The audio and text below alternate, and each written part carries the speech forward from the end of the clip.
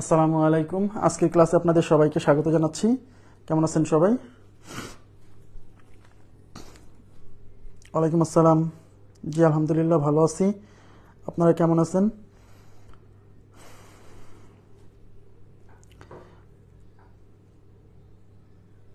আচ্ছা, আমরা ক্লাস শুরু করে দিব। একটু প্রবলেমের জন্য লাইভে আসতে একটু দেরি হলো, আন্তরিকভাবে দুঃখিত। তো আজকে হচ্ছে বিন্যাস সমাবেশের সূত্র রিলেটেড গাণিতিক সমস্যাগুলো সমাধান করব। মানে এনপিআর এনসিআর এর মান দেওয়া থাকবে, সেখান থেকে কিছু আননোন রাশির মান বের করতে বলবে, ঠিক আছে? এই রিলেটেড গাণিতিক সমস্যাগুলো সমাধান করব। দেখেন এই যে আমি স্ক্রিনে কিছু কোশ্চেন নিয়ে আসছি, এখানে একটা দেখা যাচ্ছে। তো এইগুলা জানার আগে আমাদের মানে গাণিতিক সমস্যায় যাওয়ার আগে আমরা একটু প্রথমে কিছু কোশ্চেন সলভ করব। তার আগে আমি একটু বলে নিই আপনাদেরকে, গতদিন মনে হয় অঙ্ক করাইছিলাম কত পর্যন্ত। আজকে আমি 125 থেকে শুরু করতেছি, মানে 119 পর্যন্ত মেবি করাইছিলাম। এরপরে হয়তো 4-5টা প্রশ্ন করাচ্ছি না, হ্যাঁ, কারণ ওইগুলা মানে প্রিলির জন্য ইম্পর্টেন্ট না, বাট কনসেপ্ট বোঝার জন্য জরুরি। ওগুলো আমি নোটে দিয়ে দিব, বা যদি মনে করেন তাহলে সামনে ক্লাসে করে দিব, সমস্যা নাই। তো 125 থেকে শুরু করব। তার আগে আমি কিছু সূত্র দেখাবো। তার আগে আমি বিন্যাস এবং সমাবেশ আপনাদেরকে পড়াইছি। বিন্যাসের সূত্র কি ছিল? এনপিআর। এনপিআর আর এনপিআর ইকুয়াল টু কি ছিল মনে আছে? উপর হচ্ছে এন ফ্যাক্টোরিয়াল আর নিচে হচ্ছে N minus r factorial. Clear? আর সমাবেশের সূত্র কি ছিল? NCR. NCR is equal two উপর হচ্ছে এন ফ্যাক্টোরিয়াল, মানে বিন্যাসের সূত্রটুকু থাকবে আর এক্সট্রা হলো আর ফ্যাক্টোরিয়াল দিয়ে নিচে ভাগ হবে, এই তো। আচ্ছা, তাহলে নিচে কি হবে? N minus r factorial into হচ্ছে আর ফ্যাক্টোরিয়াল। এই হলো বিন্যাসের সূত্র, আর এটা হচ্ছে কি? সমাবেশের সূত্র। ক্লিয়ার বিষয়টা? আচ্ছা, এই বিন্যাস সমাবেশের এই দুইটা সূত্র আমরা পড়ছিলাম। আচ্ছা, আদাব। জি আলহামদুলিল্লাহ ভালো আছি। এখন এই দুইটা সূত্র রিলেটেড এবং এর সাথে আরো দুই একটা সূত্র আমরা নিব, যেমন সম্পূরক সমাবেশের একটা সূত্র নিব, হ্যাঁ, নিয়ে আমরা কিছু এই সূত্র রিলেটেড গাণিতিক সমস্যাগুলো কিভাবে সমাধান করা যায়। তার আগে আপনাদেরকে আমি এই এনপিআর আর এনসিআর বের করার ব্যাপারটা আপনাদেরকে কিভাবে বুঝাইছিলাম। আচ্ছা, মনে করেন যে আমি বলছিলাম যে 10p3 এটা সমান শর্টকাটে কিভাবে লেখা যায়।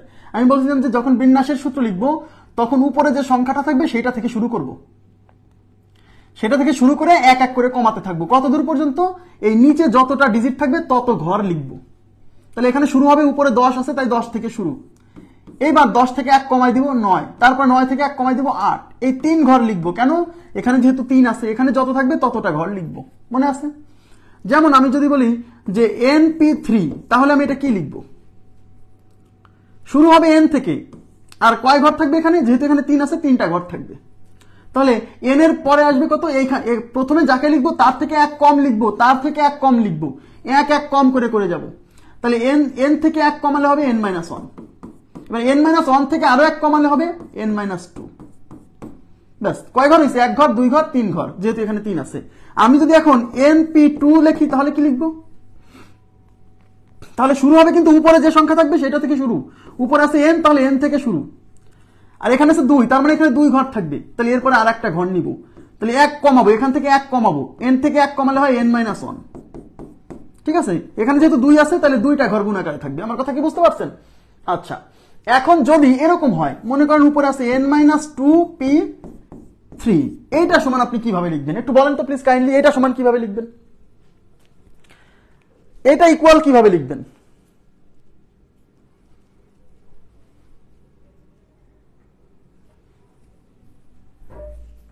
আমি কি বলছি?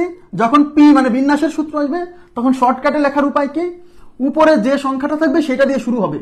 এবার উপরে আছে n-2, তার মানে n-2 দিয়ে শুরু হবে ইনটু, এবার এই n-2 থেকে 1 কমাই দিতে হবে। তো n-2 থেকে 1 কমালে মানে হচ্ছে n-2 -1 মানে n-3, তার মানে এখানে হবে n-3। এখানে নিচে কত আছে? 3, তার মানে এখানে 3 ঘর থাকবে গুণাকারে। এবার n-3 থেকে 1 কমাই দিব, তো n-3 থেকে 1 কমালে হবে n-4, তার মানে এরপর হবে n-4। আমার কথা কি বুঝতে পারতেছেন? তাহলে এখানে কয় ঘর হলো? 1 ঘর, 2 ঘর, 3 ঘর। যেহেতু এখানে 3 আছে তাহলে এইখান থেকে শুরু হবে আর 3 ঘর এখানে গুণাকারে থাকবে, এক এক করে কমতে থাকবে। বুঝতে পারছেন কিনা বলেন?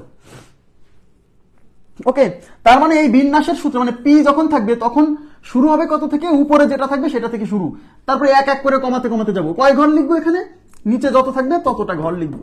ক্লিয়ার? আশা করি বুঝতে পারছেন। এই বিষয়গুলো কিন্তু আমি আলোচনা করছি ক্লাসে, তাই না? আচ্ছা,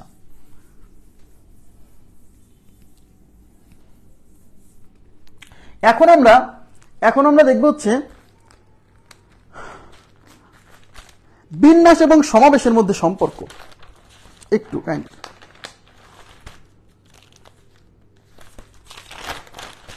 বিন্যাস এবং সমাবেশের মধ্যে সম্পর্ক ভেরি ভেরি ইম্পর্টেন্ট, খুবই গুরুত্বপূর্ণ। বিন্যাস ও সমাবেশের মধ্যে সম্পর্ক, বিন্যাস ও সমাবেশের মধ্যে সম্পর্ক। আচ্ছা, সবাই একটু মনোযোগ দিবেন প্লিজ কাইন্ডলি। বলেন তো সমাবেশের সূত্র কি? এনসিআর। আর এই এনসিআর ইকুয়াল টু কি বলেন তো? এনসিআর ইজ ইকুয়াল টু উপর হচ্ছে এন ফ্যাক্টোরিয়াল আর নিচে হচ্ছে N minus r factorial into হচ্ছে আর ফ্যাক্টোরিয়াল। এটা হচ্ছে সমাবেশের সূত্র, তাই তো? এবার আপনারা আমাকে বলবেন বিন্যাসের সূত্র কি, এনপিআর সূত্র কি?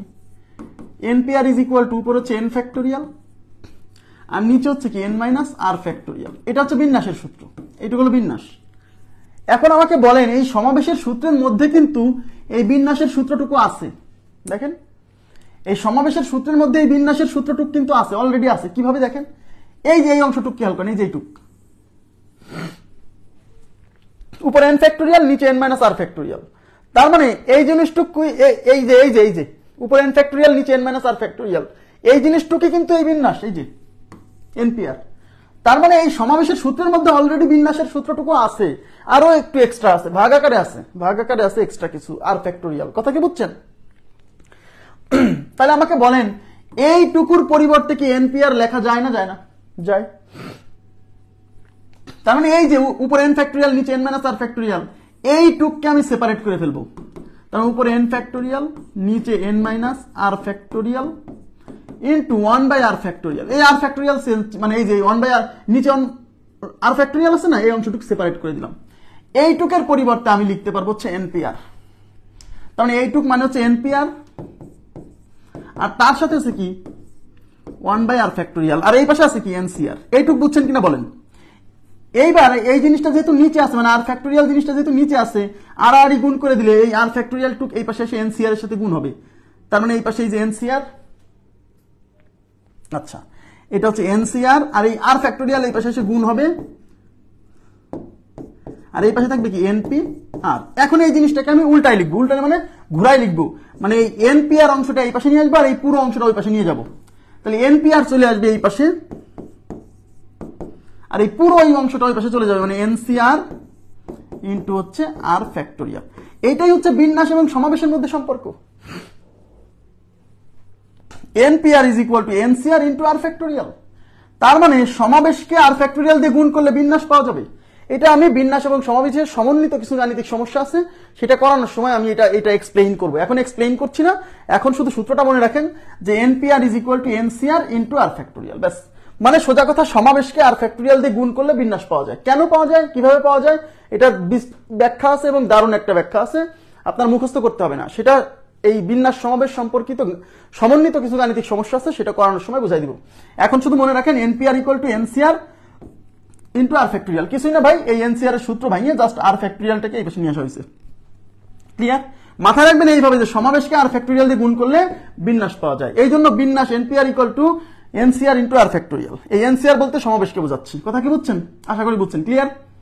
আচ্ছা, তাহলে এই হলো বিন্যাস এবং সমাবেশের মধ্যে সম্পর্ক। এই সূত্রটা, এই সূত্রও পরীক্ষাতে আসতে পারে। বিন্যাস এবং সমাবেশের মধ্যে সম্পর্ক, সমাবেশকে আর ফ্যাক্টোরিয়াল দিয়ে গুণ করলে আমরা বিন্যাসের মানটা পাবো। বিন্যাস সমাবেশের মধ্যে সম্পর্ক, ঠিক আছে?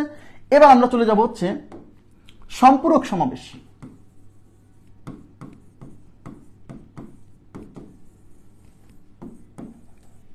সম্পূরক সমাবেশ, সম্পূরক সমাবেশ কি? একটা সূত্র, NCR is equal to NC N minus R. আমি আপনাদেরকে এটা পড়াইছিলাম। মানে এনপি, মনে করেন যে 10p না 10c, 10c3 is equal two 10c7। মানে 10c3 এর ভ্যালু যা আসবে 10c7 এর ভ্যালু তাই আসবে। কেন?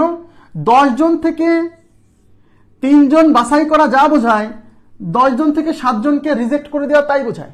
এটা কিন্তু আমি বোঝাইছিলাম যে আপনি 10 জন থেকে 3 জনকে সিলেক্ট করবেন। এটা না করে 10 জন থেকে 7 জনকে বাদ দিলেও কিন্তু অলরেডি 3 জন সিলেক্ট হয়ে যাবে।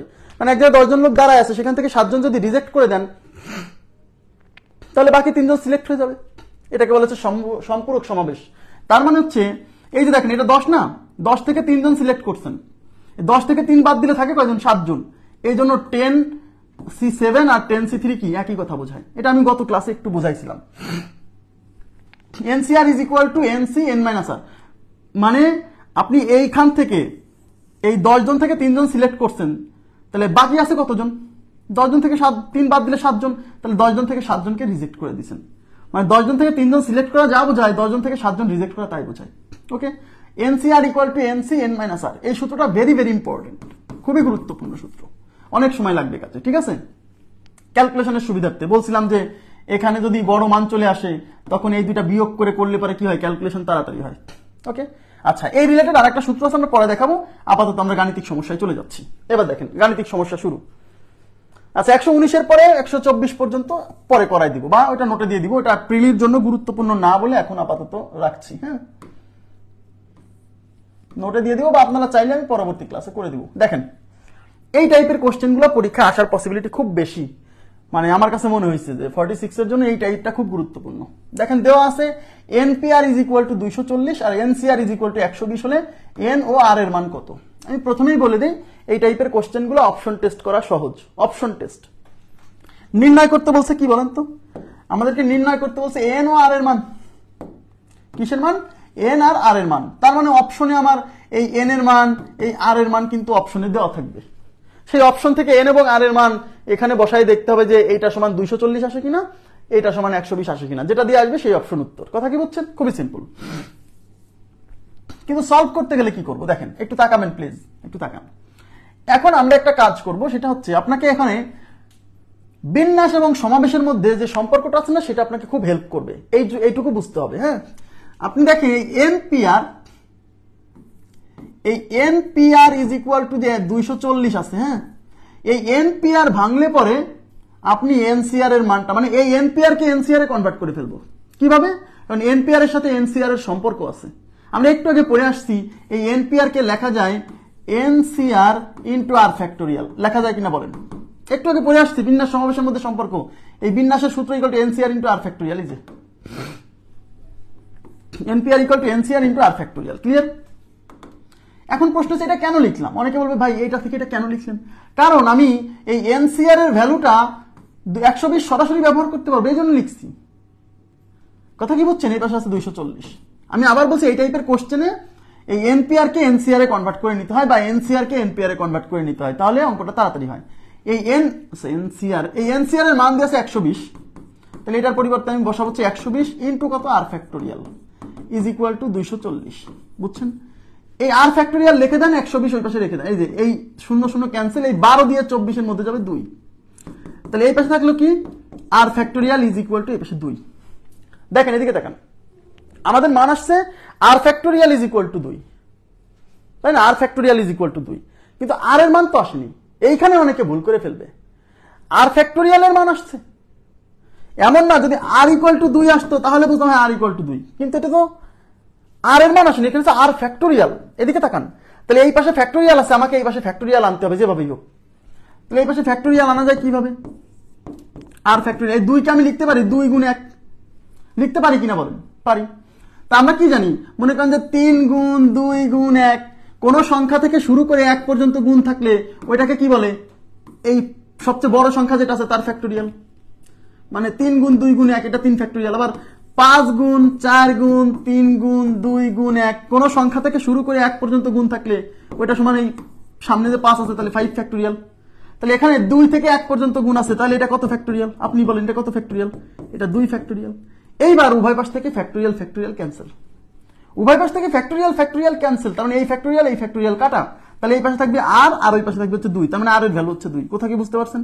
এখন অনেকে বলবে যে ভাই তাহলে এখানেই তো লিখে পারতেন 2। না, পারতাম না, কারণ এখানে 2 আসছে, 2 এর সাথে 1 গুণ করলে 2 হয়, তাই 2 থেকে গেছে। আপনারা কি বুঝতে পারছেন? উভয় পাশে ফ্যাক্টোরিয়াল এনে তারপরে ফ্যাক্টোরিয়াল ক্যান্সেল করে দিতে হবে। তাহলে R এর মান পাইছেন 2। এখন এই R এর মানটা আপনি এখানে বসাই দিয়ে N এর মানটা বের করবেন, এটা হচ্ছে মূল নিয়ম। কিন্তু মানে এমসিকিউতে তো এত টাইম পাওয়ার সম্ভাবনা কম। হ্যাঁ, তাহলে আপনি কি করবেন, অপশন টেস্ট করবেন। এই আর এর মান আর এন এর মান অপশনে দেওয়া থাকবে, সেই মানগুলো এখানে আর এখানে বসায় দেখতে হবে যে ক্যালকুলেশন করে 240 আর 120 আসে কিনা। দেখি, তাহলে আমরা আর এর মান পাইছি, এবার এন এর মানটা বের করবো। আপনারা এই পর্যন্ত কি বুঝছেন? প্লিজ একটু রেসপন্স করেন তো, এই পর্যন্ত বুঝছেন কিনা। এই ক্যালকুলেশন না বুঝলে কিন্তু বিপদ। এই যে বিন্যাসের সূত্রকে সমাবেশের সূত্রে কনভার্ট করছি কেন? কারণ আমি এই সমাবেশের মানটা সরাসরি ব্যবহার করতে পারবো, তাই। একটু রেসপন্স করবেন কাইন্ডলি প্লিজ, এই পর্যন্ত বুঝছেন কিনা।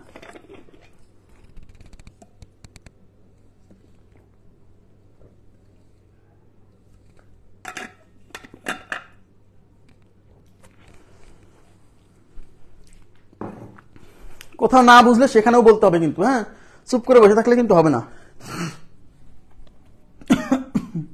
আচ্ছা, এই আর এর মান 2 আমরা এখানে বসাই দেব। এই যে এনপিআর, দেখেন একটু তাকান please. NPR is equal to 240।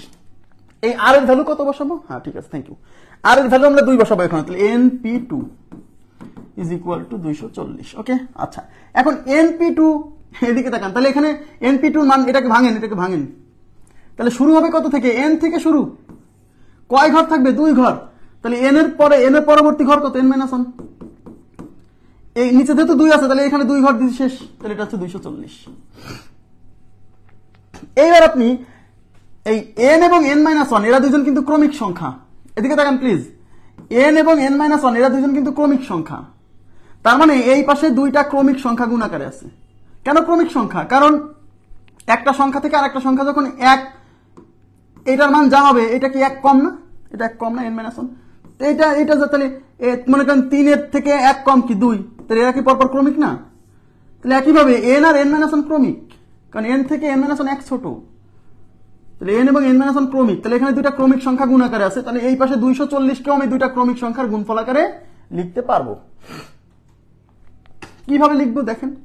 এই 24 কে আমি লিখতে পারি 24 গুণ 10। 24 গুণ 10, এই 24 কে আমি যদি লিখি 3 গুণ 8, এটা তো 5 গুণ 2। এই 3 আর 5 গুণ করলে 3 5 15, এই 8 আর 2 গুণ করলে হবে 8 2 16। তার মানে 15 আর 16 এর গুণফল। কথা কি বুঝতে পারছেন? তাহলে 240 হচ্ছে 15 ইন্টু 16।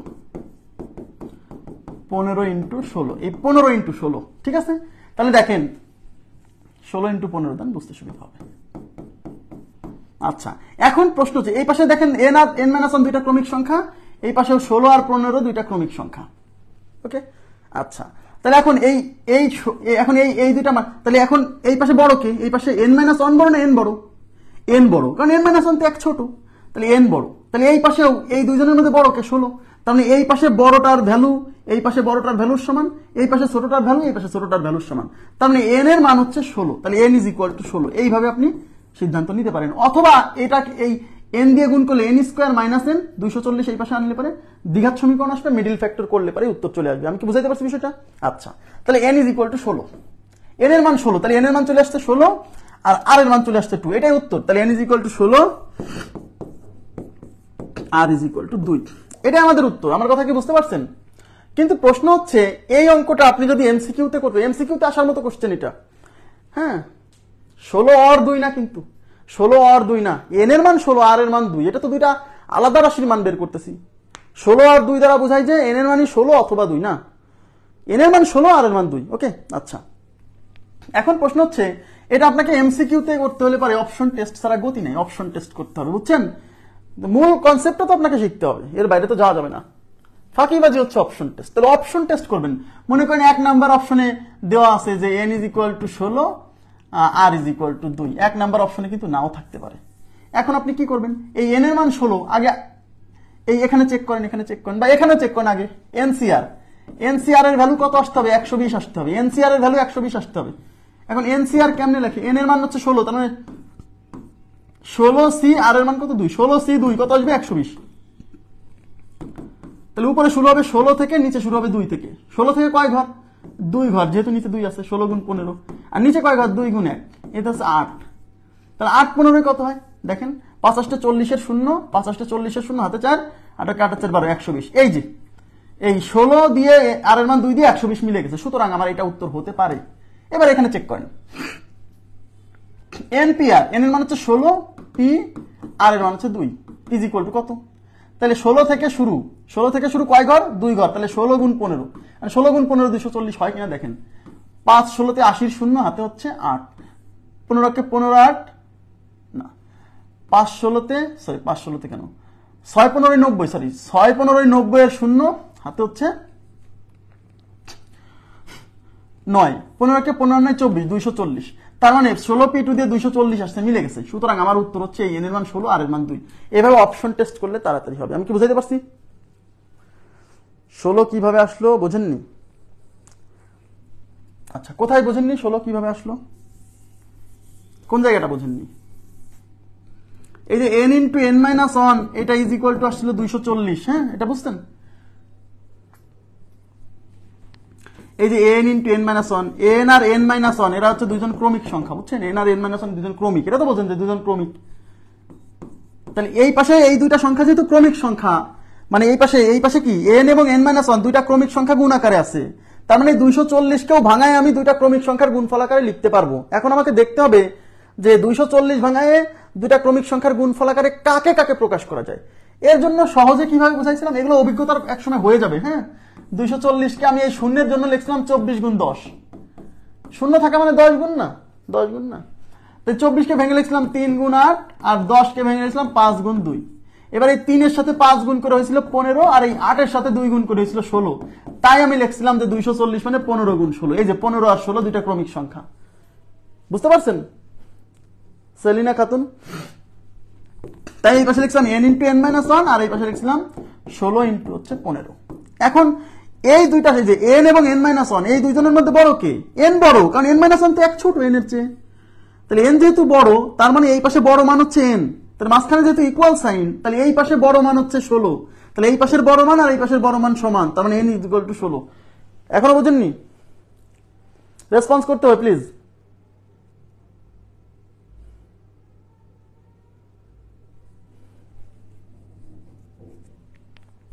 হ্যাঁ, আর এই 240 কে আরো ছোট ছোট করে করা যাবে। ওকে, আচ্ছা, এবার আমি চলে যাচ্ছি পরবর্তী। তাহলে এই যে এগুলা করবেন কি, অপশন টেস্ট করবেন। হ্যাঁ, অপশন টেস্ট। এই যে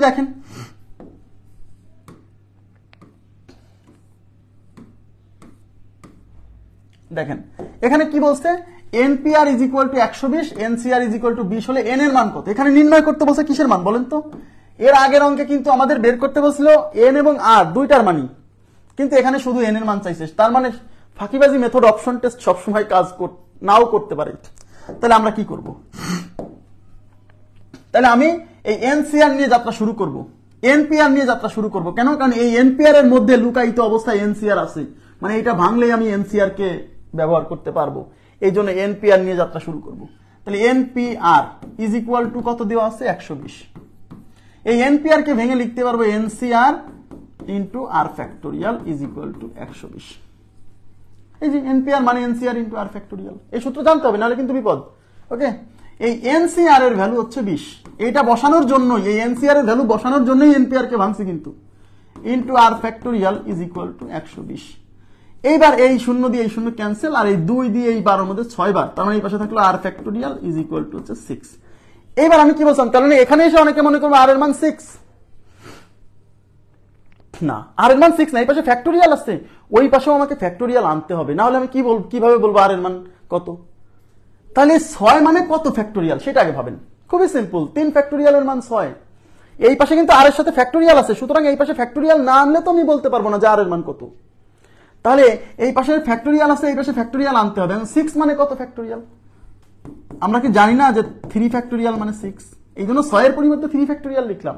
উভয় পাশে ফ্যাক্টোরিয়াল ক্যান্সেল, তাহলে আর ইজ ইকুয়াল টু কত? আর ইজ ইকুয়াল টু 3। এইটুক বুঝছেন কিনা বলেন?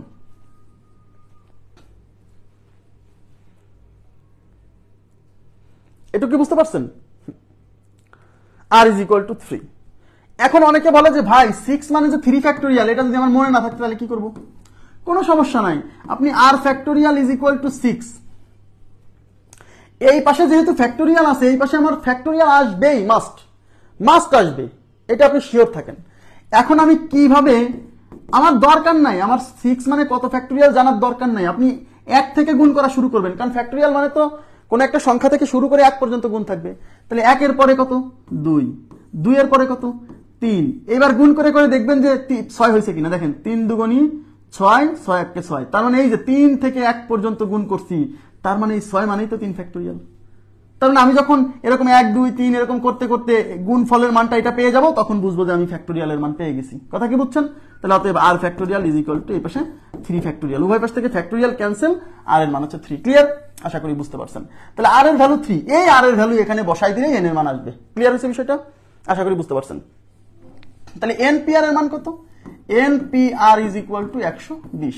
এইবার আমি এই আর এর মান যে 3 এখানে বসাবো, তাহলে উপরে এন থাকলো, P3 ইজ ইকুয়াল টু 120। এবার তাকাবেন প্লিজ, এবার আরো কনসেপ্ট ক্লিয়ার হবে। এখন আমি এই এনপিআর এর সূত্র ভাঙবো। এখন আমি এটা কয় ঘর লিখবো? এই এন থেকে শুরু করে কয় ঘর? নিচে 3 আছে, তার মানে 3 ঘর যাব। এন থেকে 1 কমাই দিব, এন থেকে 1 কমাই দিলে n-1, n-1 থেকে কমাই দিলে n-2। এখানে কয় ঘর লিখছি? 1 ঘর, 2 ঘর, 3 ঘর। কেন? কারণ এখানে 3 আছে। ক্লিয়ার বিষয়টা? আচ্ছা, তাহলে এই পাশে কত আছে? 120। আচ্ছা, এখন প্রশ্ন হচ্ছে, এদিকে তাকান, এই n-1 আর n-2, এখানে কিন্তু 3টা সংখ্যা, n একটা সংখ্যা, n-1 একটা সংখ্যা, n-2 একটা সংখ্যা। এই 3টা সংখ্যা কিন্তু ক্রমিক, কারণ দেখেন n থেকে n-1 এক ছোট, এখান থেকে এটা আবার এক ছোট, তার মানে এই 3টা ক্রমিক সংখ্যা।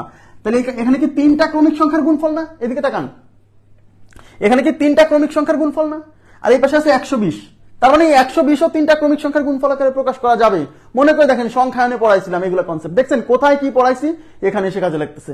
এখন 120 কে ভাঙেন, 2 দিয়ে এসে যাবে 60 বার, 2 দিয়ে যেতে হবে, ভাঙছেন, আর 2 দিয়ে দিন, এবার 3 দিয়ে দেন, 3 20 60। এবার 3 দিয়ে তো দিচ্ছেন, 3 এর পরে 4 দিয়ে দেন, 4 5 20। 120 ভেঙে আমি এখানে কয়টা সংখ্যা পাইছি? 1 2 3 4, এখানে 4টা সংখ্যা পাইছি। বাট 120 কয়টা সংখ্যার গুণফল? এই যে 1 2 3টা সংখ্যার গুণফল। এই 4টা সংখ্যাকে কম্বাইন করে 3টা সংখ্যা বানাতে হবে। তার মধ্যে বলছিলাম ছোট 2টাকে গুণ করে একটা পাবেন। এখানে 4 জনের মধ্যে ছোট 2টাকে কে? 2 আর 3 ছোট, তাই 2 আর 3 গুণ করে একজন পাবেন, 2 আর 3 গুণ করলে পাবেন 6, আর বাকি দুইজন কি? 4 আর 5। তাহলে 4 5 আর এই দুইজন মিলে পাইছি 6। তাহলে সংখ্যা 3টা হচ্ছে 4 5 6। দেখছেন 3টা ক্রমিক সংখ্যার গুণফল, মানে 120 ভাঙলে আপনি 4 5 6 পাবেন, এই জন্য 120 ভাঙবেন।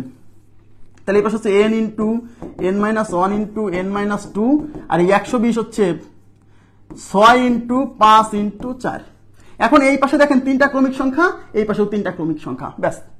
এখন এই 3 জনের মধ্যে বড় কে? n বড়, আর এই 3 জনের মধ্যে বড় কে? 6 বড়। সুতরাং এই পাশের বড় মান আর এই পাশের বড় মান সমান, তার মানে n is equal two 6। Clear কিনা বলেন? তাহলে n is equal two 6, n is equal two 6, n এর মান চাইছে। এটা যে খুব কঠিন, অনেক সময় লাগবে, বিষয়টা কিন্তু এরকম না। কিন্তু তারপরেও আমি মূল কনসেপ্ট আমার এইটাই। ওকে, এখন পরীক্ষার হলে যদি আমার চাপ লাগে তাহলে কি করব? যেহেতু এমসিকিউ পরীক্ষা হবে প্রিলিমিনারি, সুতরাং আমার এন এর মান কি চাইছে?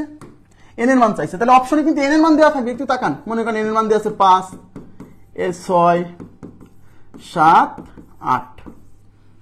ওকে, 8। এখন প্রশ্ন হচ্ছে, আপনি এখন অপশন টেস্ট করতে গেলে তো খালি এন এর মান দিয়ে হবে না, আর এর মানও লাগবে। তাই এই অঙ্কে অপশন টেস্ট করতে গেলে আপনাকে আর এর মান বের করার পরে অপশন টেস্ট করতে হবে, তার আগে সুযোগ নেই। কারণ আপনি তো এনপিআর বা এনসিআর বের করতে চান, তাহলে এন লাগবে, আর লাগবে।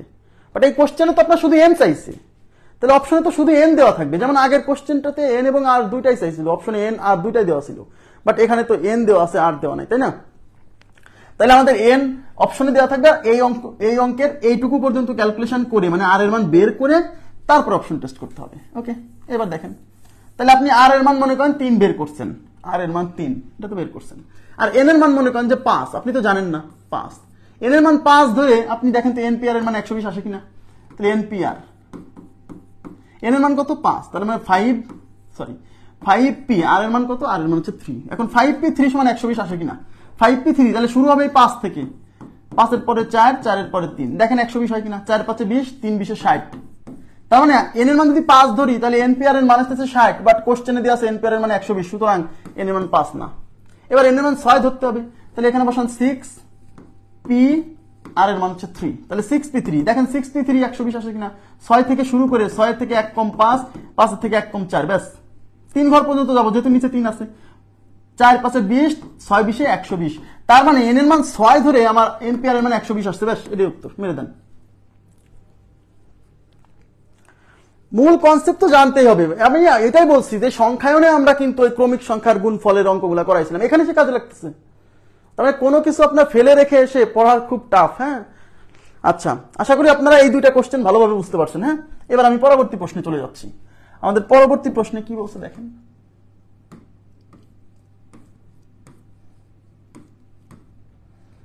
দেখেন পরবর্তী প্রশ্নে বলছে NPR is equal to 72, NCR equal to 3 হলে আর এর মান কত? আপনারা করে ফেলেন তো, এটা একটু করে ফেলেন তো, আমি একটু পানির বিরতি দিলাম।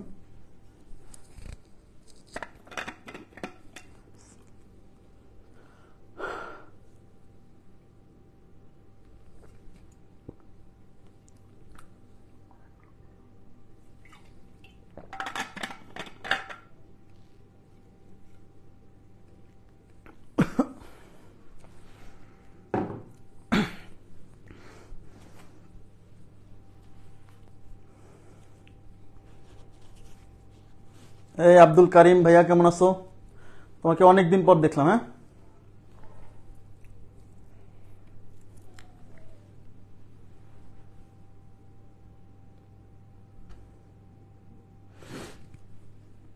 আচ্ছা রাজিয়া পারভিন, রুমি, আন্না রয়, আরাফাত হোসেন, তুমি এটা 4 বলছো না 8 বলছো? বাংলায় বলো নাইলে ইংরেজিতে বলো, আমি তো বুঝতে পারছি না।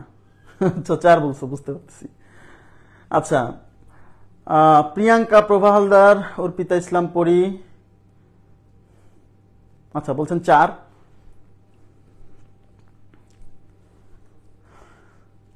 শ্রাবণী ঋতু বলছেন 4। আচ্ছা আন্নারা বলছেন আর ফ্যাক্টরিয়াল ইকুয়াল টু 4, আর is equal to 4। Thank you very much. আচ্ছা দেখেন এখানে আছে এনপিআর এর ভ্যালু 72 আর এনসিআর এর ভ্যালু 3, আর এর মান বের করতে বলছে। তাহলে আমি কি বলছিলাম, কি দিয়ে শুরু করতে হবে? এটা দিয়ে শুরু করতে হবে। কেন? এটা ভাঙলে আমি এনসিআর এর ভ্যালুটাকে ব্যবহার করতে পারবো, কারণ এনপিআর এর মধ্যে এনসিআর আছে। তাহলে এনপিআর ইজ ইকুয়াল টু কত? 72। এই এনপিআর ভেঙে আমি, এত মশা হয়েছে রাজশাহীতে, কি করব বলেন তো? এই এনপিআর কে আমি লিখতে পারবো এনসিআর ইন্টু কি আর ফ্যাক্টোরিয়াল ইজ ইকুয়াল টু 72, তাই না? কেন এটা ভেঙে এটা লিখলাম? কারণ এটা ভেঙে আমি এনসিআর এর এই ভ্যালুটা ব্যবহার করতে পারবো, যেহেতু এই মানটা দেওয়া আছে। এই এনসিআর এর ভ্যালু হচ্ছে 3, তো এটা হচ্ছে 3 into r factorial is equal to 72। ঠিক আছে, এবার এই আর ফ্যাক্টোরিয়াল থেকে গেল, এই 72, এই 3 এই পাশে গুণ আছে, এই পাশে ভাগ হবে, 3 24 72। তাহলে আর ফ্যাক্টোরিয়াল ইজ ইকুয়াল টু 24। এইবার কিন্তু অনেকে মনে করবে আর এর মান 24 না, আর ফ্যাক্টোরিয়াল এর মান 24। তাহলে আর এর মান কত? তাহলে এই পাশে যেহেতু ফ্যাক্টোরিয়াল আছে, আমাকে এই পাশে ফ্যাক্টোরিয়াল আনতে হবে, তাহলেই তো আর এর মান বলতে পারবো। তাহলে আর ফ্যাক্টোরিয়াল ইজ ইকুয়াল টু, আমরা সবাই জানি যে 4 ফ্যাক্টোরিয়াল এর মান 24, তাই এই 24 এর পরিবর্তে আমি লিখবো 4 ফ্যাক্টোরিয়াল, কারণ 4 ফ্যাক্টোরিয়াল মানেই 24, আর এই 24 এর পরিবর্তে আমি 4 ফ্যাক্টোরিয়াল লিখলাম। কেন? এই পাশে যেহেতু ফ্যাক্টোরিয়াল আছে, এই পাশে আমাকে ফ্যাক্টোরিয়াল ফর্মে প্রকাশ করতে হবে, তাই 24 কে আমরা লিখলাম 4 ফ্যাক্টোরিয়াল। ক্লিয়ার? উভয় পাশ থেকে ফ্যাক্টোরিয়াল ফ্যাক্টোরিয়াল ক্যান্সেল, তাহলে এই পাশে থাকবে আর এই পাশে থাকবে হচ্ছে 4। দ্যাট মিন্স আর এর মান 4। এখানে এসে আর এর মান 24 বসাই দিলে কিন্তু শেষ, অপশনে কিন্তু 24ও থাকবে। এই কোশ্চেনে আমাদের এন এর মান চাইনি, এই কোশ্চেনে যেহেতু আর এর মান চাইছে, সুতরাং শুধু আর এর মান বের করলেই হবে। আশা করি বুঝতে পারছেন। ক্লিয়ার? আচ্ছা এবার নেক্সট প্রশ্নে চলে যাচ্ছি। দেখেন নেক্সট প্রশ্নে কি বলছে।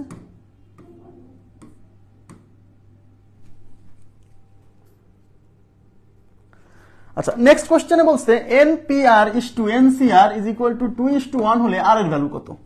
কোনো সমস্যা নাই, এই এটা হচ্ছে অনুপাত দেওয়া আছে, এনপিআর এবং এনসিআর এর অনুপাত দেওয়া আছে। ওকে, আচ্ছা তাহলে NPR is to NCR is equal to 2:1। তাহলে এনপিআর ডিভাইডেড বাই এনসিআর 2:1 মানে 2/1। এখন দেখেন আমি এই এনপিআর কে ভাঙবো, কেন ভাঙবো জানেন? কারণ এনপিআর কে ভাঙলে আমি এনসিআর এর উপরে এনসিআর পেয়ে যাব, আর নিচে এনসিআর আছে, ওই এনসিআর কেটে দিব। এই জন্য বুঝতে হবে, কিন্তু এগুলো মাথার ভিতর কিন্তু কাজ করাতে হবে। এই এনপিআর কে আমি এনসিআর এর মাধ্যমে প্রকাশ করব, কেন? কারণ এনপিআর কে যদি এনসিআর এর মাধ্যমে প্রকাশ করতে পারি, ওই এনসিআর আর নিচের এনসিআর কেটে যাবে, অঙ্কটা সহজ হবে। হ্যাঁ, তাহলে উপরে এনপিআর কে ভেঙে লিখবো NCR into r factorial. NPR মানে এনসিআর ইন্টু আর ফ্যাক্টোরিয়াল, আর নিচে আছে কি এনসিআর, আর এই পাশে উপরে 2/1। এনসিআর ক্যান্সেল, তাহলে এই পাশে থাকলো হচ্ছে আর ফ্যাক্টোরিয়াল, আর 2/1 মানে হচ্ছে 2। তাহলে আর ফ্যাক্টোরিয়ালের ভ্যালু 2, তাহলে আর এর ভ্যালু কত? তাহলে আমি কি বলছিলাম যে এই পাশে ফ্যাক্টোরিয়াল থাকলে এই পাশেও ফ্যাক্টোরিয়াল ফর্মে প্রকাশ করতে হবে। এই 2 কে লেখা যায় কত?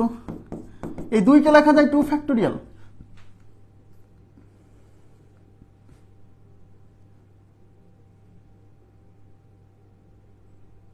ঠিক আছে, 2 কে লেখা যায় 2 ফ্যাক্টোরিয়াল। এখন দুই পাশ থেকে ফ্যাক্টোরিয়াল ফ্যাক্টোরিয়াল ক্যান্সেল করলে এই পাশে থাকবে হচ্ছে r আর এই পাশে থাকবে 2, তার মানে r এর ভ্যালু হচ্ছে 2। ওকে, আচ্ছা এবার দেখেন পরবর্তী প্রশ্নে যাচ্ছি। হ্যাঁ 2, উত্তর 2, ঠিক আছে 2। আচ্ছা এবার আমি পরবর্তী কোশ্চেনে কি বলছে দেখেন,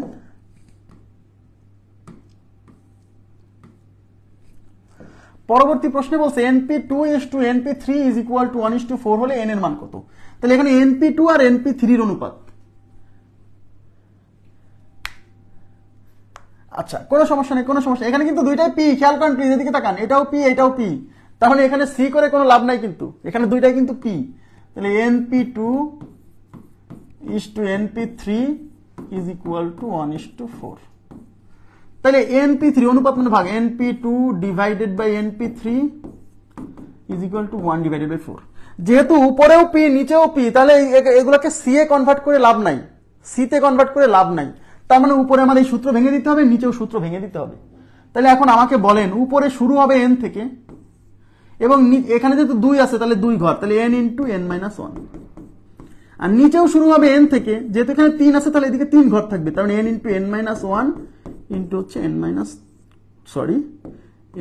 2। ওকে, আর এই পাশে হচ্ছে 1 divided by 4। এই n cancel, n minus 1 cancel, উপরে কিছু নাই মানে 1, নিচে আছে n minus 2 is equal to 1/4। আর গুণ করে দেন, আর গুণ করলে n minus 2 is equal to 4, তাহলে n is equal to 4, এই minus 2 এই পাশে গেলে +2, n is equal to 6। ভয় পাওয়ার কোনো কারণ নাই, ভয় পাওয়া লাগবে না। হ্যাঁ অঙ্ক সহজ, খালি ফেলে দিবেন, মানে এটাকে c তে কনভার্ট করা যাচ্ছে না তাহলে সূত্রে ফেলে দিতে হবে, ব্যাস। তাহলে n এর মান হচ্ছে 6। শুধু আপনাকে বিন্যাস এবং সমাবেশের মধ্যে যে relation npr is equal to ncr into r factorial, really এটার মধ্যে একটা দারুণ জিনিস লুকায় আছে, বাট আজকে আমি বলছি না। যখন আমি বিন্যাস সমাবেশের সমন্বিত কিছু গাণিতিক সমস্যা সমাধান করাবো তখন npr equal to কেন ncr into r ফ্যাক্টোরিয়াল এটা ফিল করতে পারবেন। হ্যাঁ দেখাবো, সমস্যা নেই। আচ্ছা এবার আমি চলে যাচ্ছি পরবর্তী কোশ্চেনে। এখানে কি আছে দেখেন,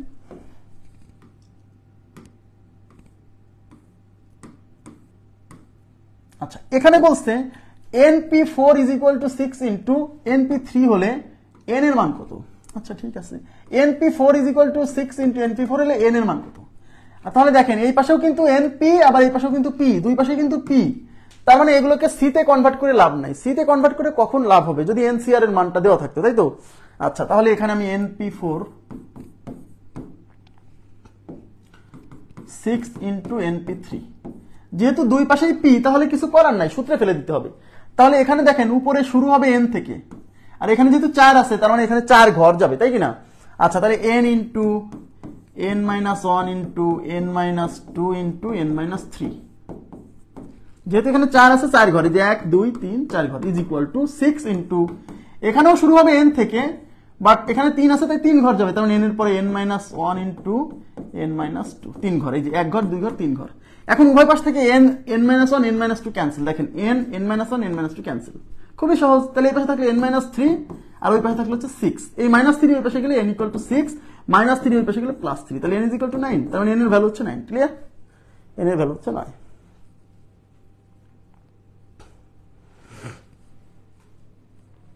ওকে আচ্ছা এবার আমি চলে যাচ্ছি পরবর্তী প্রশ্নে।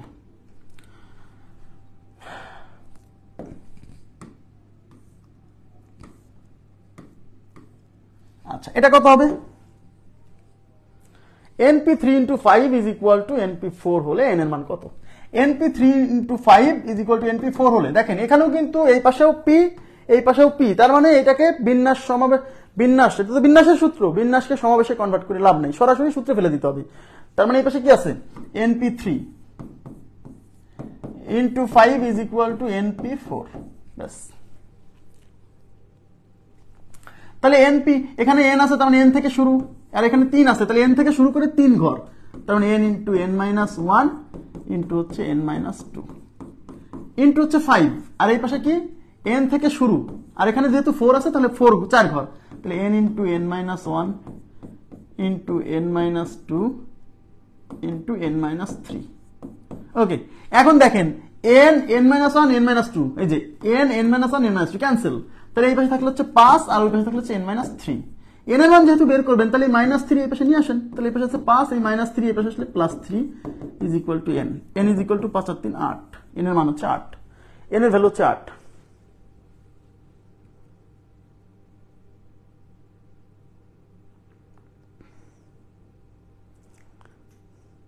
জি, আমার আগেই সবাই উত্তর দিচ্ছেন, ভালো লাগতেছে। হ্যাঁ, আচ্ছা ঠিক আছে, কোনো সমস্যা নাই। কারেন্ট থাকছে না। হ্যাঁ, আমার এই যে এখানে মাঝে মাঝে এই যে কারেন্ট এখন আছে, অবশ্য আইপিএস এর ব্যাকআপে চলছে আর কি, মাঝে মাঝে যখন কারেন্ট থাকছে না।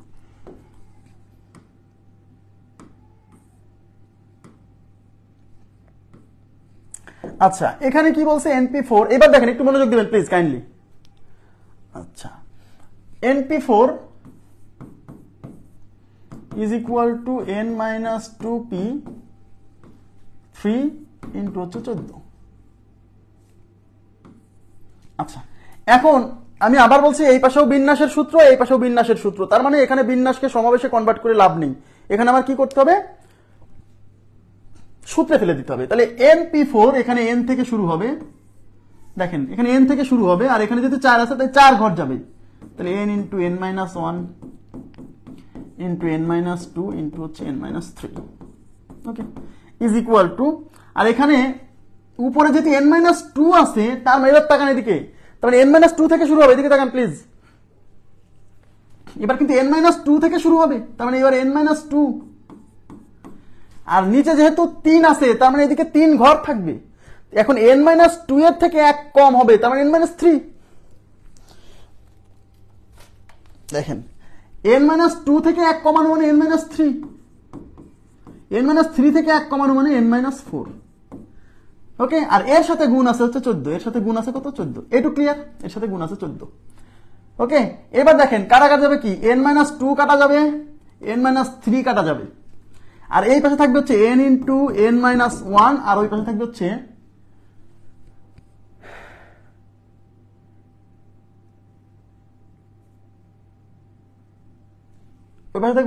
n minus 4 ইন্টু হচ্ছে 14। আচ্ছা, সমস্যা নাই, সমস্যা নাই, সমস্যা নাই, আমরা গুণ করে দিচ্ছি।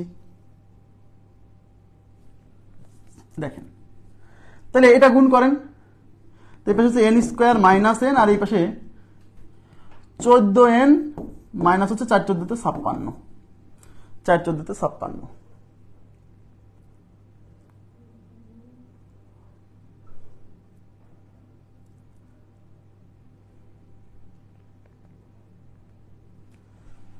তাহলে n স্কোয়ার এলো মাইনাস n, আর এই 14n এই পাশে আসলে minus 14n minus is equal two, আচ্ছা মাইনাস 56 এই পাশে আসলে প্লাস 56 ইজ ইকুয়াল টু 0, তাহলে n square minus 15n plus 56 is equal to 0। এবার দ্বিঘাত সমীকরণ সমাধান করতে হবে। এই 56 কে লেখা যায় 27 56, সেই 7 আর 8 যোগ করলে হয় 15, তার মানে সেটা হবে n square minus 8n minus 7n plus 56 is equal to 0। n common নেন, তাহলে থাকবে n minus 8 plus, sorry minus 7 common নেন, মাইনাস 7 কমন নেন, তাহলে থাকবে n minus 8 is equal to 0। n minus 8 common নেন, n মাইনাস 8 কমন নিলে n minus 7 is equal to 0, তাহলে n minus 8 is equal to 0 হলে n ইজ ইকুয়াল টু 8, আর n minus 7 is equal to 0 হলে n is equal two 7।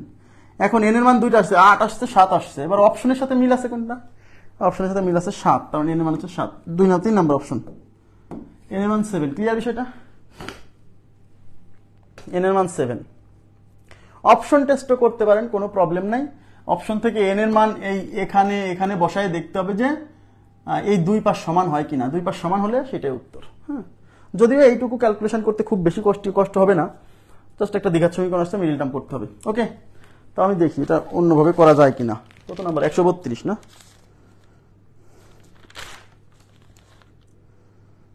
না অন্যভাবে করার সুযোগ নেই। হ্যাঁ, এটা আপনাকে দ্বিঘাত সমীকরণ সমাধান করাই লাগবে। নেক্সট কোশ্চেনে চলে যাচ্ছি, নেক্সট। আচ্ছা, নেক্সটে কি বলছে দেখেন,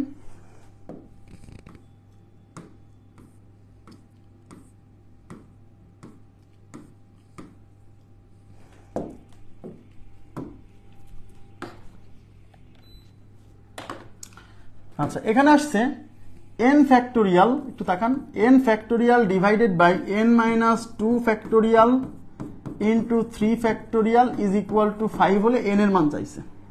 তো বুঝতেই পারতেছেন এটাকে সিম্পলিফাই করতে হবে। এখন আমি একটা জিনিস সিম্পলিফাই করা আমি বুঝতে সবসময় বলছি যে উপর নিচে যদি কোনো কিছু কাটাকাটি করার সুযোগ আছে তাহলে কাটাকাটি করার চেষ্টা করতে হবে অঙ্কটাকে সিম্পলিফাই করার জন্য। হ্যাঁ, তাহলে উপরে আছে n ফ্যাক্টোরিয়াল, নিচে আছে n-2 ফ্যাক্টোরিয়াল। আমি কিন্তু এই n ফ্যাক্টোরিয়ালকে ভাঙে 3 ঘর লিখলেই কিন্তু এই রাশিটা চলে আসবে, তাই না? এই n ফ্যাক্টোরিয়ালকে আমি ভাঙবো, এটাকে ভাঙবো, n ফ্যাক্টোরিয়ালকে ভাঙলে লিখবো n এর পরে আছে n-1, তারপরে আছে n-2 ফ্যাক্টোরিয়াল। এভাবে কিন্তু লেখা যায়। এই n ভেঙে এটা লিখলাম, কেন লিখলাম? কারণ নিচের n-2 ফ্যাক্টোরিয়াল n-2 ফ্যাক্টোরিয়াল কেটে দিব, আর নিচে থাকবে কি n-2 ফ্যাক্টোরিয়াল, নিচে আছে 3 ফ্যাক্টোরিয়াল, 3 ফ্যাক্টোরিয়াল মানে 6, 3 ফ্যাক্টোরিয়ালের ভ্যালু 6, কথা বুঝছেন, ইজ ইকুয়াল টু হচ্ছে 5। n-2 factorial n-2 factorial cancel, আর এই পাশে উপরে থাকলে n ইন্টু n-1, আর এই 6 ওই পাশে যায় 5 এর সাথে গুণ হবে, 5 গুণ 6, বুঝছেন কিনা বলেন? এই যে এখন দেখেন এই পাশে কিন্তু দুইটা ক্রমিক সংখ্যা গুণ আছে, n আর n-1 কিন্তু দুইটা ক্রমিক সংখ্যা, n এবং n-1 কি দুইটা ক্রমিক সংখ্যা না? ক্রমিক সংখ্যা। তাহলে এই পাশে দুইটা ক্রমিক সংখ্যা গুণ আছে, এই পাশেও কিন্তু দুইটা ক্রমিক সংখ্যা গুণ আছে, তার মানে এই দুইটা ক্রমিক সংখ্যার মধ্যে বড় হচ্ছে n, আর এই দুইজনের মধ্যে বড় হচ্ছে 6। তাহলে এই পাশের বড় আর এই পাশের বড় কি সমান, তার মানে n ইজ ইকুয়াল টু 6। ব্যাস, অঙ্ক শেষ, n is equal two 6, n is equal two 6। এখন যদি আপনি মনে করেন যে এই লাইনটা এই যে কি আসছে, n into n-1 is equal two 30, হ্যাঁ, এই যে 5 6 30, এবার n দিয়ে গুণ করেন, তাহলে n square minus n is equal two 30, এই 30 এই পাশে নিয়ে আসলে n square minus n minus 30 is equal to 0। এইবার মিডিল টার্ম করলেও 5 6 30, 5 আর 6 বিয়োগ করলে -1 হবে, করলে পারে n এর মান আসবে হচ্ছে 6 আর হচ্ছে -5, এই -5 গ্রহণযোগ্য নয়, n এর মান 6, এভাবে করলেও হবে, সমস্যা নাই। কিন্তু এই জায়গাতেই অঙ্কটা হয়ে গেছে, যারা বুঝবে, ওই যে একটু আগে আমরা কিন্তু এই কনসেপ্টটা কি দেখাইছি, তাই না? n-1 কাউন্ট করিনি, তাহলে কিভাবে হবে আরাফাত? আচ্ছা, এখানে দেখেন 134 নম্বর কোশ্চেন, দেখেন কি বলছে।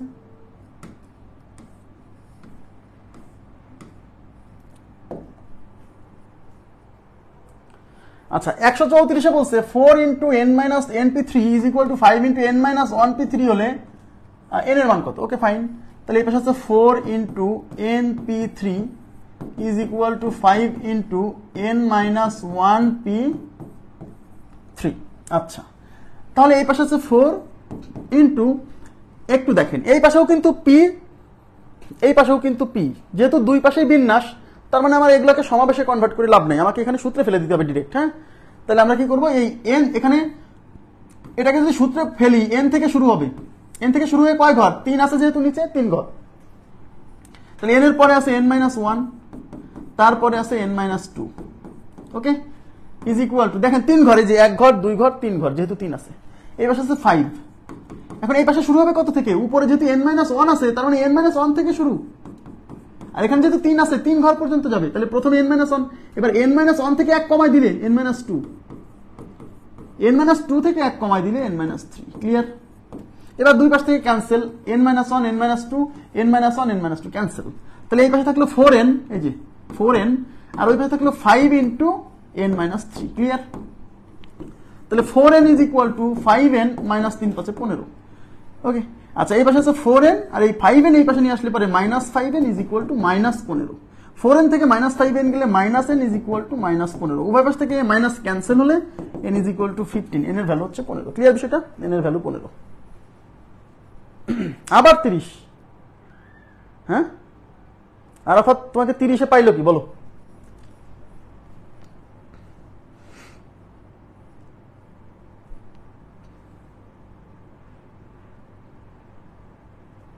ঠিক আছে, সবার উত্তর রাইট। আবার নেক্সট কোশ্চেনে যাচ্ছি। দেখেন, যত ধরনের কোশ্চেন আসতে পারে আমি সব আলোচনায় নিয়ে আসছি, ঠিক আছে? মানে এই টাইপের যত প্রশ্ন হতে পারে।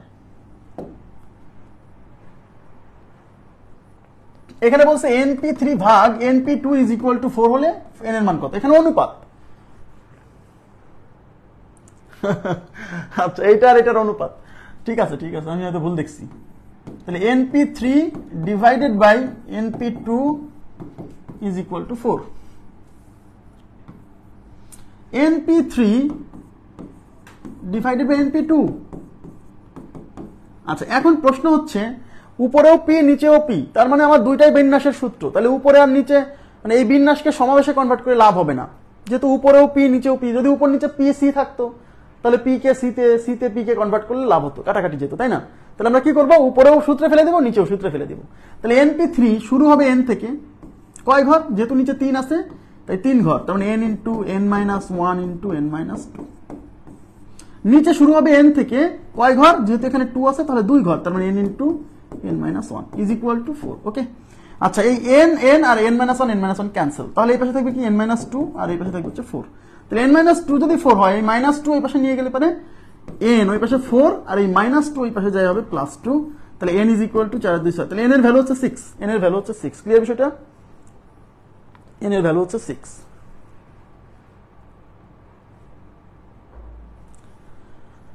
ওকে, আচ্ছা নেক্সট কোশ্চেনে চলে যাচ্ছি। নেক্সটে কি বলছে দেখেন,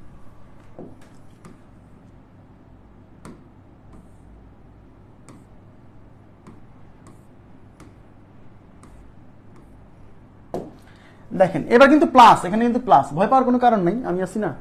np3 plus nc3 is equal two 70 হলে n এর মান কত?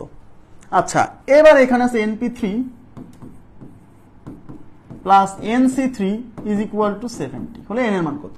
এখন একটু খেয়াল করেন প্লিজ, এখানে কিন্তু একটা হলো p একটা হলো c, যেহেতু একটা p একটা c, তাহলে দুইজনকে p তে বা দুইজনকে c তে কনভার্ট করে নিতে হবে, তাহলে সুবিধা হবে।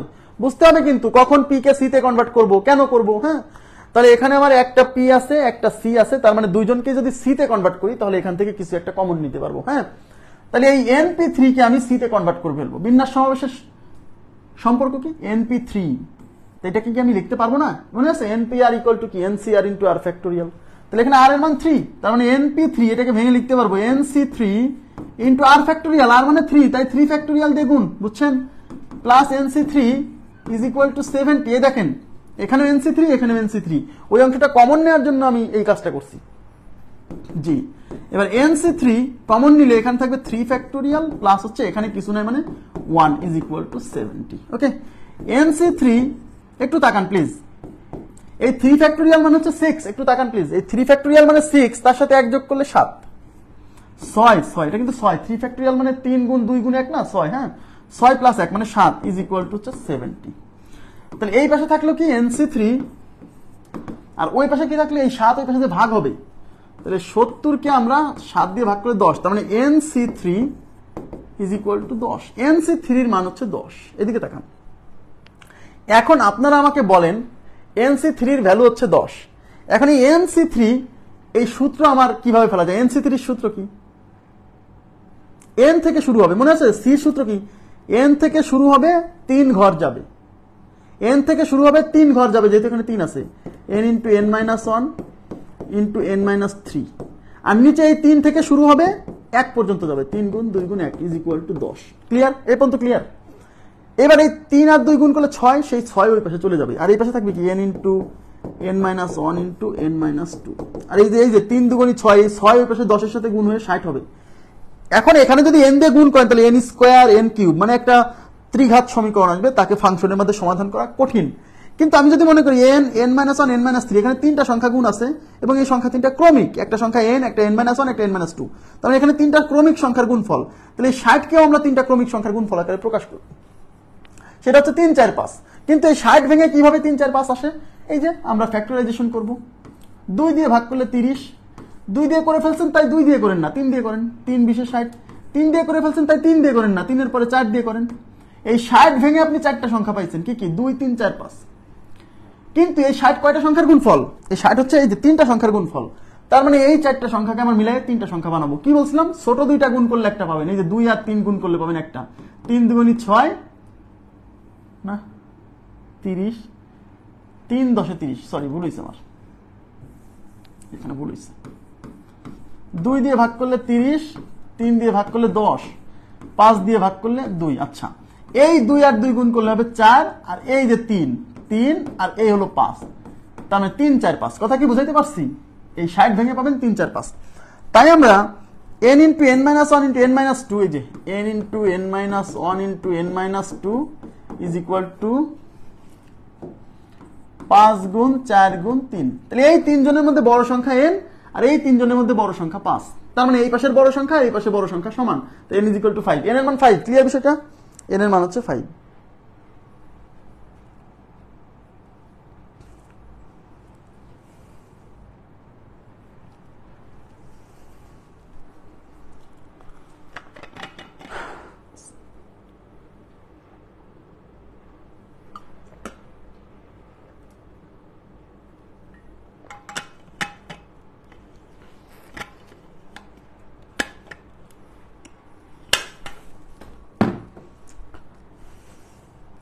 আচ্ছা ঠিক আছে, এটা কি বুঝছেন আপনারা? আচ্ছা এবার আমি চলে যাচ্ছি নেক্সট কোশ্চেনে। আচ্ছা নেক্সট কোশ্চেন করার আগে আমরা একটু আরেকটু সূত্র পড়তে হবে, সম্পূরক সমাবেশ। এবার একটু তাকাবেন প্লিজ, খুবই গুরুত্বপূর্ণ একটা সূত্র দেখাবো, যে সূত্র থেকে পরীক্ষায় প্রশ্ন আসার পসিবিলিটি আছে, মানে একবার আসছে বিসিএস পরীক্ষাতে। তো সেটা হচ্ছে সম্পূরক সমাবেশ।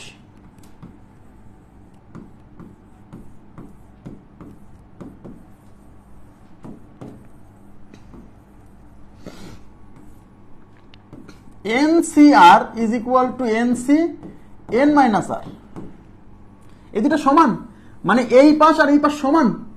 এখন অনেকে বলে ভাই এটা কি কেমনে সমান হয়?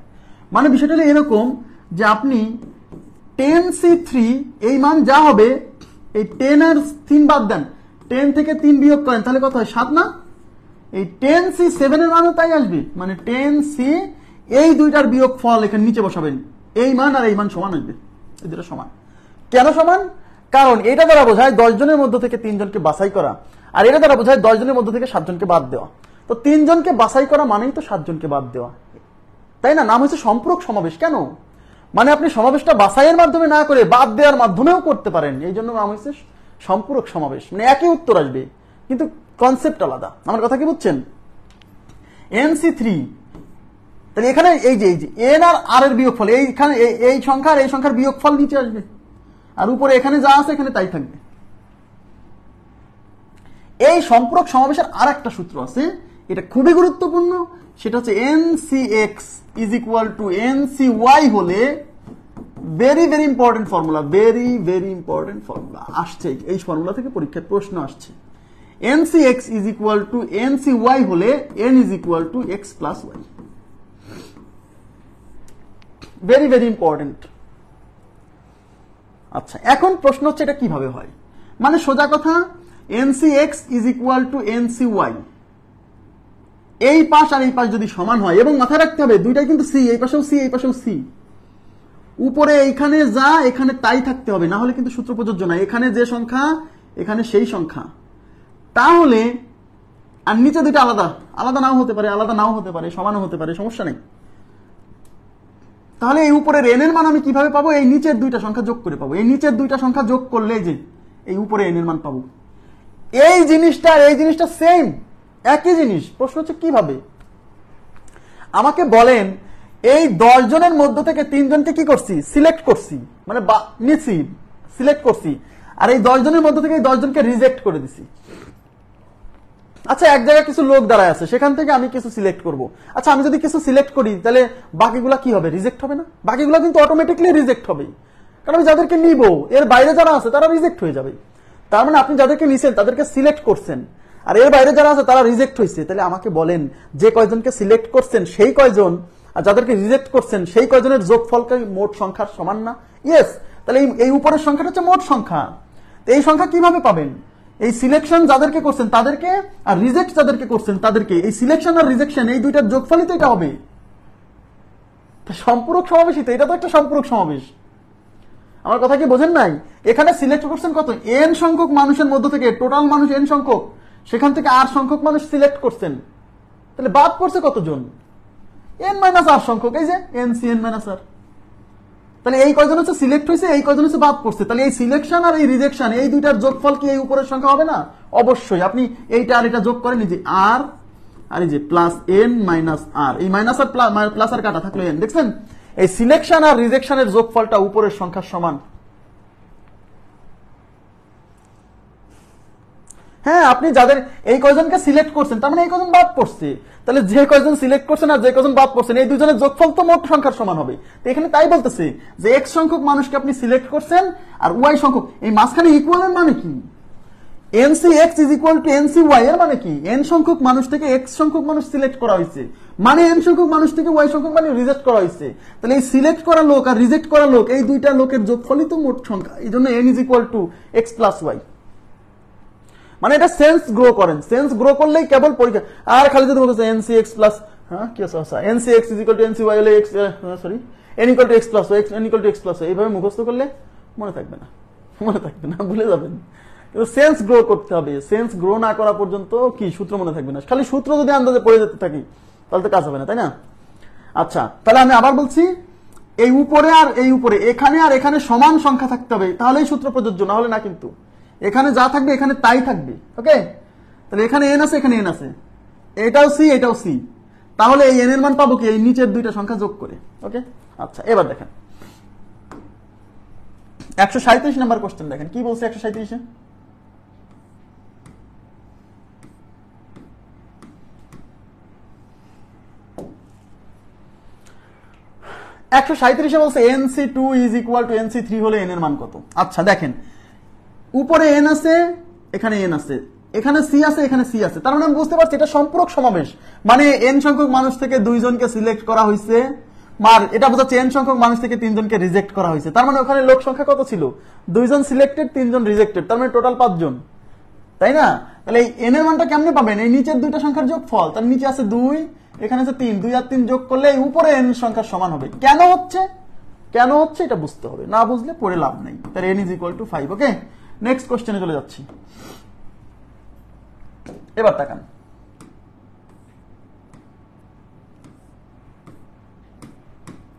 আচ্ছা এখানে কি বলছে?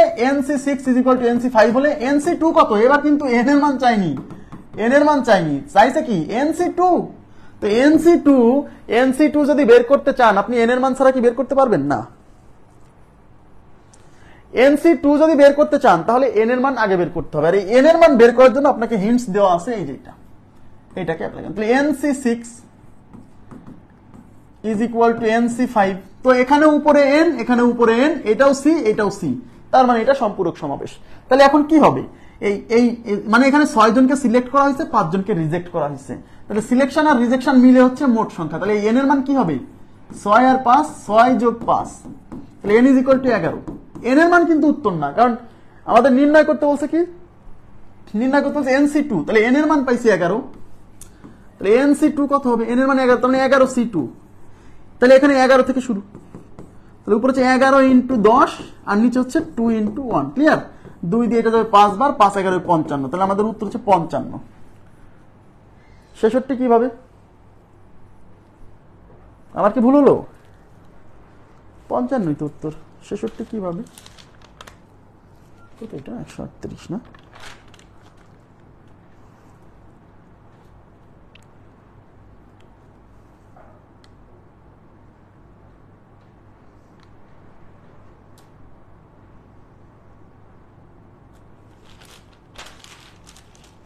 এগারো গুণ 12 লিখে ফেলছেন, এই তো। পরীক্ষার হলে এরকম লিখলে কিন্তু শেষ। আরে ভাইয়া, এখান থেকে শুরু করবেন আর এক এক করে কমাবেন, বাড়াবেন না। পরীক্ষার হলে 11 গুণ 12 লিখলেই তো 66 উত্তর থাকবে, দেখবেন যে অপশনে 66 আছে। মানে ক্যালকুলেশন করে বেরোনোর সাথেই দেখবেন যে অপশন মিলে গেছে। চিন্তা করার সুযোগ নাই, এগুলো একটা ট্র্যাপ, ফাঁদ। ওরা জানে যে কেউ কেউ এই 11 গুণ 10 না করে 11 গুণ 12 করবে। সাবধান, বি কেয়ারফুল। নেক্সট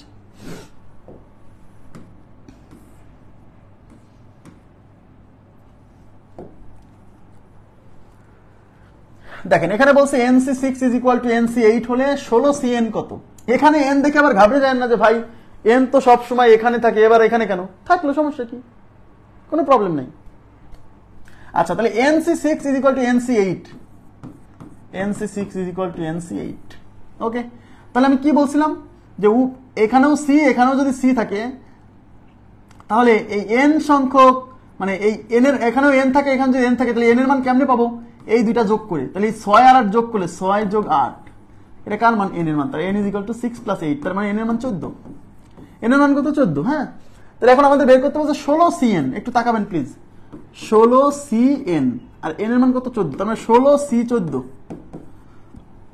আমি আপনাদেরকে বলছিলাম যদি এই সংখ্যাটা অনেক বড় হয় তখন এটা সম্পূরক সমাবেশ ব্যবহার করলে অঙ্কটা সহজ হবে। তাহলে 16C14 মানে হচ্ছে এই 16 থেকে 14 বাদ দিলে, মানে 16 জন থেকে 14 জন সিলেক্ট করেন, তাহলে 16 জন থেকে 14 জন সিলেক্ট না করে 2 জন রিজেক্ট করেন, তাহলে 16 থেকে 14 বাদ দিলে 2 থাকে না? তার মানে এইটা মানে আবার 16C2 ও বোঝায়, মানে এইটা যা বোঝায় এটা তাই বোঝায়। এটা ক্যালকুলেশনে সহজ হবে না? তাহলে উপরে হচ্ছে 16 গুণ 15 আর নিচে হচ্ছে 2 গুণ 1, এই 2 দিয়ে এটা হচ্ছে 8, 8 15 হচ্ছে 120, তাহলে আমাদের উত্তর হচ্ছে 120, 120। ক্লিয়ার বিষয়টা? হ্যাঁ, এই যে এগুলো আপনার হচ্ছে দক্ষতা। হ্যাঁ, এখানে বড় সংখ্যা আসলেই এইটা ব্যবহার না করে এর সম্পূরক সমাবেশ ব্যবহার করবেন, অঙ্কটা সহজ হবে। নিচে যখনই দেখবেন বড় সংখ্যা, এটা ব্যবহার করেন না, এটা সম্পূরক সমাবেশ ব্যবহার করেন। ওকে, নেক্সট কোশ্চেনে চলে যাচ্ছি, দেখেন কি বলছে এটা।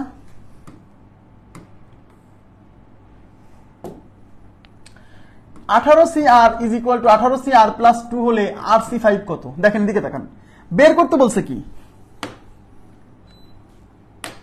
বের করতে বলছে RC5। তো এই RC5 যদি বের করতে চান আর এর মান লাগবে, কারণ আর এর মান ছাড়া তো আপনি RC5 বের করতে পারবেন না, তাই না? তাহলে আর এর মান বের করবো, আর এর মান বের করার জন্য এই যে এই ইকুয়েশনটা দেওয়া আছে।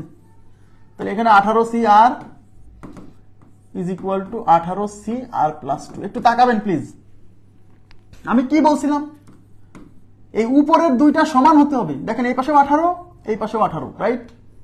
এবং এটাও সি, এটাও কিন্তু সি।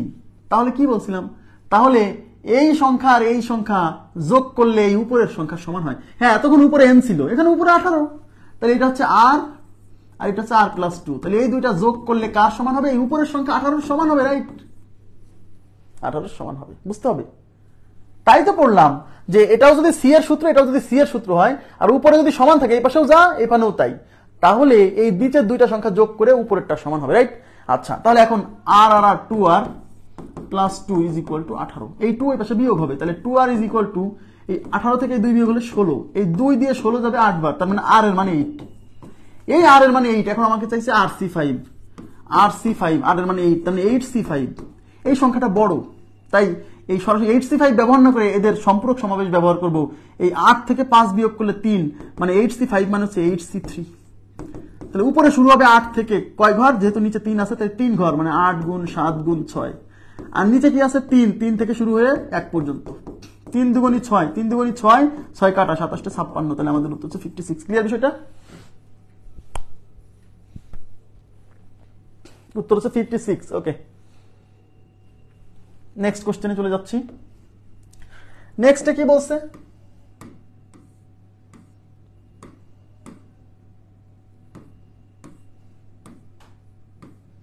দেখেন বলছে 2NC5 = 2NC11 হলে NC6 কত? আচ্ছা, NC6, আচ্ছা কি বের করতে বলছে বলেন তো? NC6। তাহলে এই মানটা যদি বের করতে চান n এর মান লাগবে, এই মানটা বের করতে গেলে n এর মান লাগবে, বাট n এর মানটা আমার সরাসরি দেওয়া নাই, এইটা সলিউশন করে n এর মান বের করতে হবে। সেই n এর মান এখানে ব্যবহার করে ওই NC6 বের করতে হবে, ঠিক আছে? তাহলে এখানে আছে 2NC5 = 2NC11। ওকে, তাহলে আমি কি বলছিলাম, এই উপরে এখানে আর এখানে যদি সমান সংখ্যা থাকে, আর এইটাও যদি সি হয়, এটাও যদি সি হয়, তাহলে এই নিচের দুইটা সংখ্যা যোগ করলে এই উপরের সংখ্যার সমান হবে। তাহলে নিচে আছে 5 আর 11, তাহলে 5 + 11, এটা কার সমান হবে? উপরের 2n এর সমান হবে। 5 আর 11 হচ্ছে 16, তাহলে 16 = 2n। এই 2 দিয়ে 16 কে ভাগ করলে 16 / 2 = n, এটা দিয়ে 8 বার যাবে, তাহলে n = 8। n এর মান আমরা পেয়ে গেলাম, ঠিক আছে? এবার আমাদের বের করতে হবে NC6, তাহলে n এর মান কত? n এর মান হচ্ছে 8, তাহলে n এর মান এখানে 8 বসালে 8C6। এখন 8C6 মানে হচ্ছে, দেখুন এই 6 তো বড় সংখ্যা, তাই না? তাহলে 8 থেকে 6 বিয়োগ করলে 2, তার মানে 8C6 মানে হচ্ছে 8C2। তাহলে উপরে হচ্ছে 8 থেকে শুরু, নিচে যেহেতু 2 আছে তাই 2 ঘর, তাহলে 8 আর 7, আর নিচে 2 থেকে শুরু হয়ে 1 পর্যন্ত, এটা হচ্ছে 4 বার, 4 সাথে 28, তাহলে মানে 28 উত্তর আমাদের। 8C2, 8C6 মানে 8C2। এই সম্পূরক সমাবেশ আপনাকে অঙ্কটা কি দ্রুত, মানে ক্যালকুলেশন দ্রুত করতে সহযোগিতা করবে। হ্যাঁ, সম্পূরক সমাবেশটা বোঝাটা খুবই জরুরি। ওকে, ক্লিয়ার? এটা ক্লিয়ার? হ্যাঁ, আচ্ছা নেক্সট কোশ্চেনে চলে যাচ্ছি। নেক্সটে কি বলছে,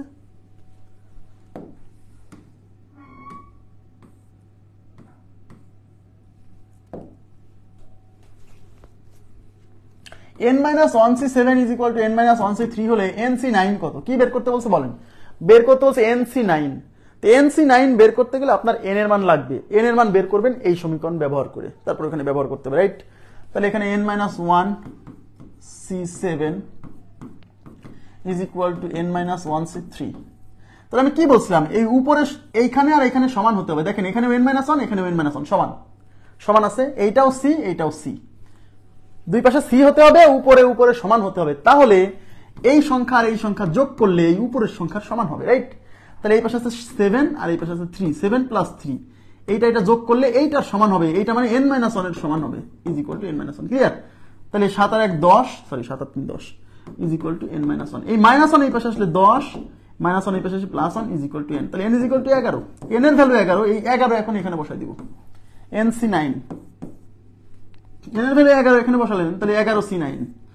যেহেতু 9 সংখ্যাটা অনেক বড়, তাই 11 থেকে 9 বিয়োগ করলে হয় 2, তাহলে 11c9 মানে হচ্ছে 11c2। ওকে, 11c2 মানে হচ্ছে উপরে 11 থেকে 2 ঘর, কেন নিচে 2 আছে তাই 2 ঘর, 11 থেকে শুরু করে 11 গুণ 10। ওকে, আর নিচে 2 থেকে শুরু করে 2 গুণ 1, এটা দিয়ে 5 বার, 5 10 50, সরি এই 2 দিয়ে 10 হচ্ছে 5 বার, 5 11 55, তাহলে আমাদের উত্তর হচ্ছে 55, 55।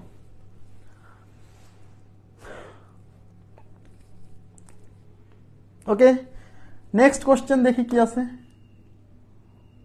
আচ্ছা, এই পর্যন্তই সমাপ্ত। 142 পর্যন্তই আজকে আমরা সলভ করব, 143 থেকে শুরু করব। এখন আপনারা শোনেন, একটা কথা বলি, 120 থেকে 124 পর্যন্ত অঙ্কগুলা মানে 3-4 ধাপের অঙ্ক, ওগুলা প্রিলিতে আসার সম্ভাবনা খুবই কম, মানে আসবে না, কিন্তু কনসেপ্ট ক্লিয়ার করার জন্য একটু দরকার ছিল।